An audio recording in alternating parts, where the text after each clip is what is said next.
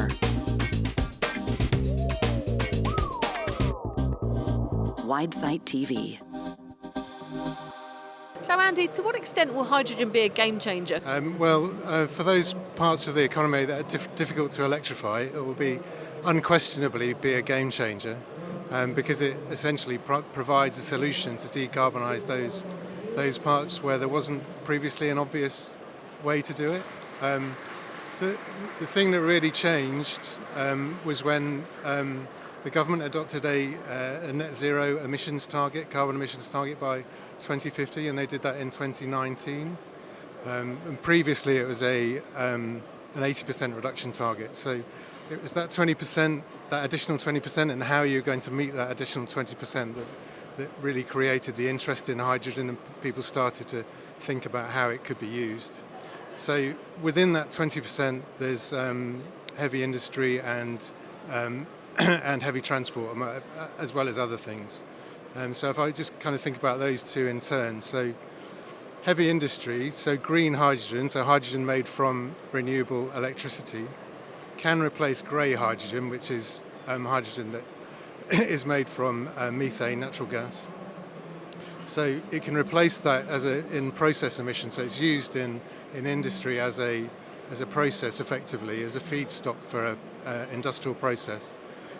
Including things like fertilizer production and chemical production of chemicals. And it's also used in the steel industry as in blast furnaces, so effectively to kind of melt the iron ore.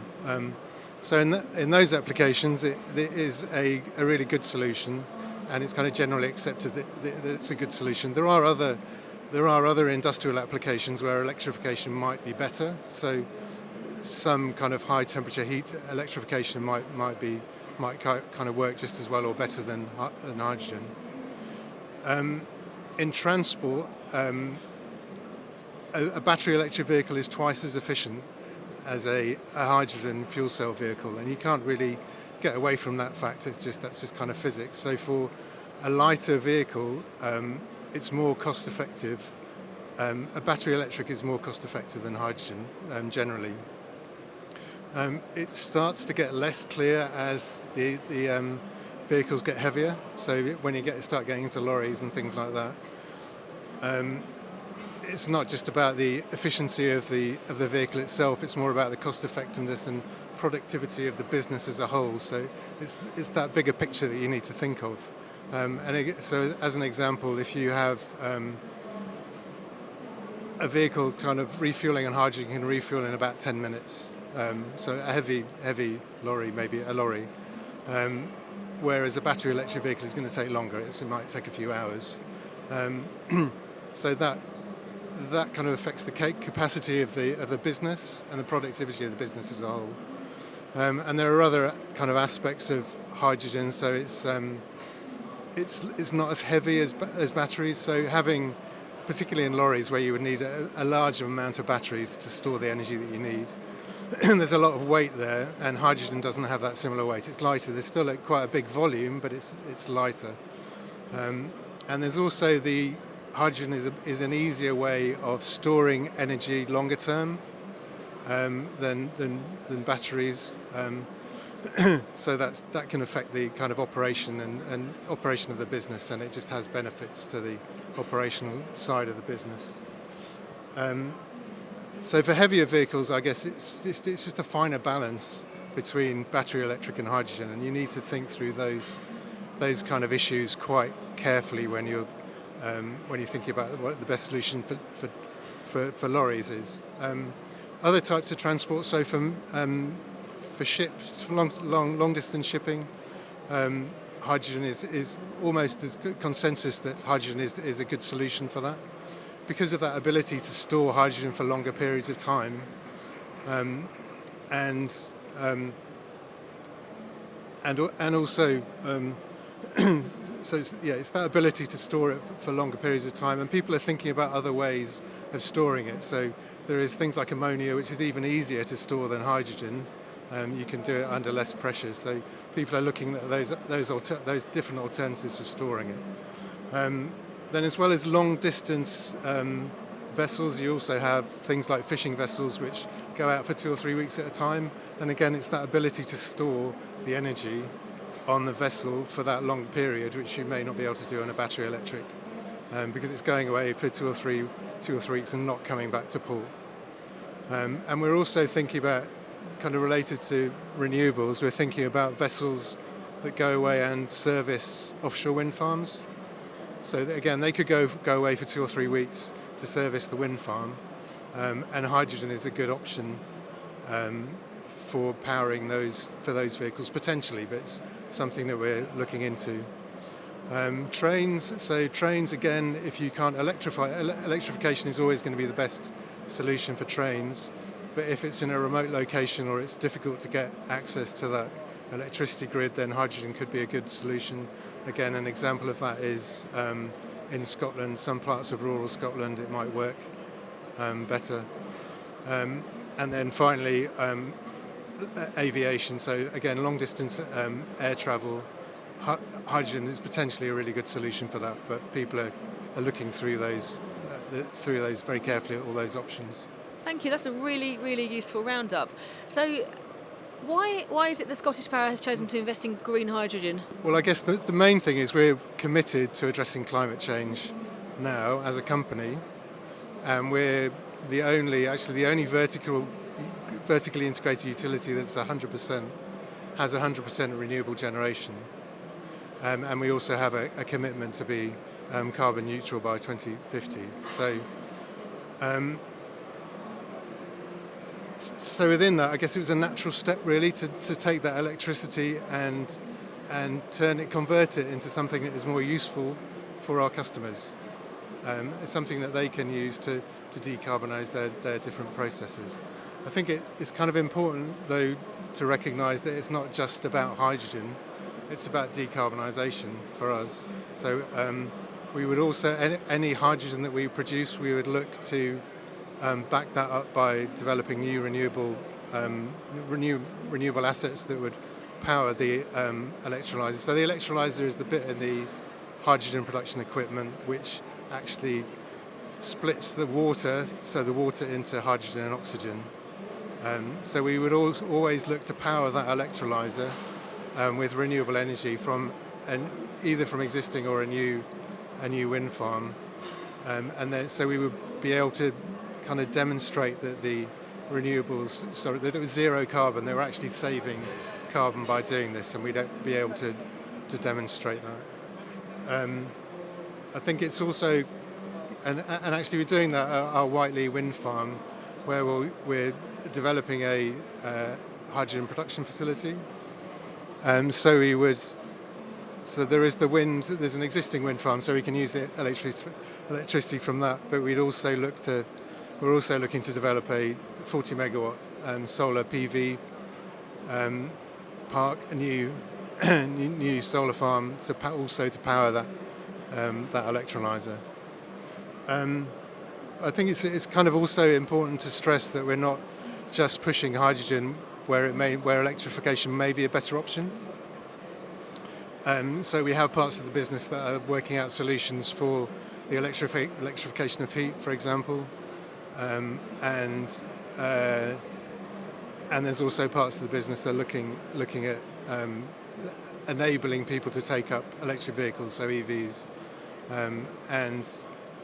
so if electrification is a better option, we would always say that. And it just actually on heat, I think it's important to stress that for us, the electrification of heat is a better solution than hydrogen, because it's 4 to 7 times more efficient to use electricity for heating through an electric heat pump, than through hydrogen.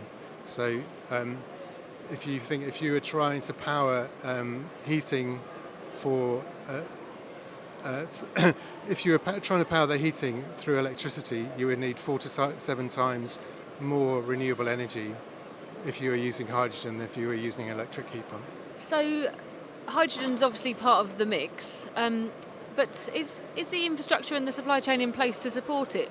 Well, probably not at the moment, actually, but it is. I mean, it is coming along. So you've got things like on the production side, you need to have the electrolyzers that I mentioned. You need the electrolyzers to produce the hydrogen, and so the biggest issue really is the delay, the lead-in time for getting this equipment. So for an electrolyzer, it's 18 months, possibly 2 years to get that electrolyzer. Once you've ordered it, so you've taken your investment decision and ordered it, it can take 18 months, 2 years to actually get that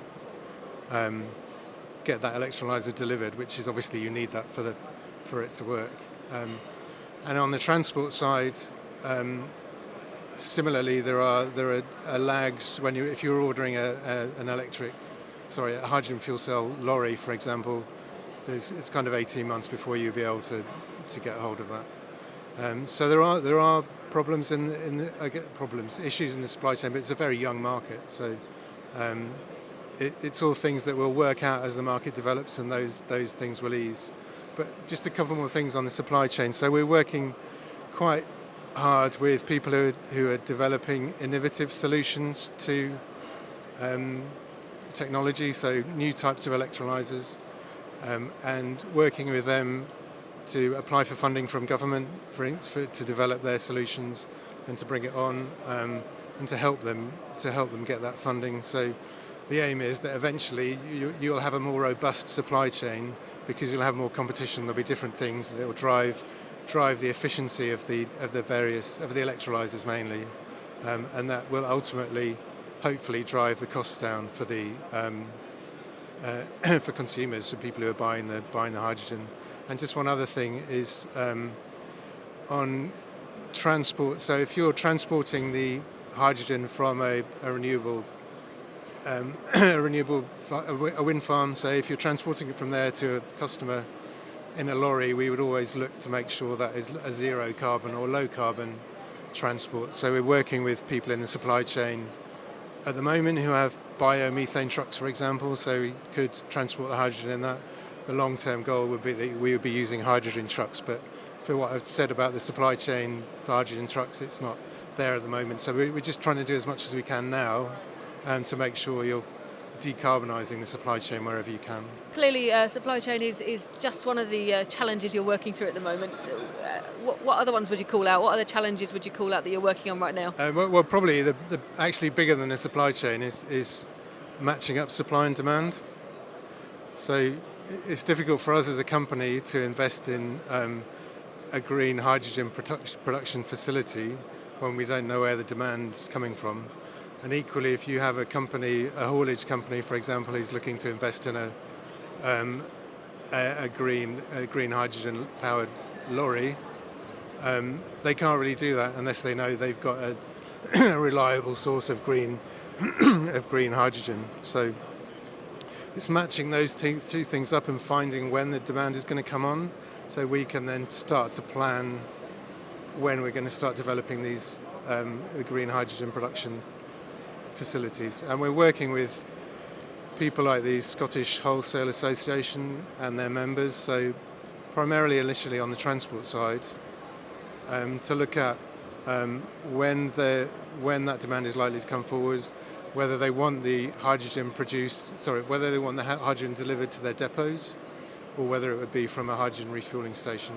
So there's all those kind of different options, but it's quite a big puzzle that we need to solve in a way. And the other aspects of that is government funding. So we need government support if you're going to get the price of hydrogen down to a level where these companies are going to find it attractive to switch, because they're using diesel at the moment, a lot of the haulage companies, and you need to get the price of hydrogen down to a level which would be attractive for them, equivalent cost to diesel, I guess. So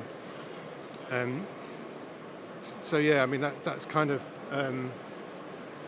the other aspect that we're really looking to solve. But I mean, in the long term, the aim is that the cost of green hydrogen will come down to a similar level and it won't need to be supported by government. But that's probably in 2030, something like that. But in the meantime, that government support will really be quite critical in terms of getting people to adopt the hydrogen technologies. Energy.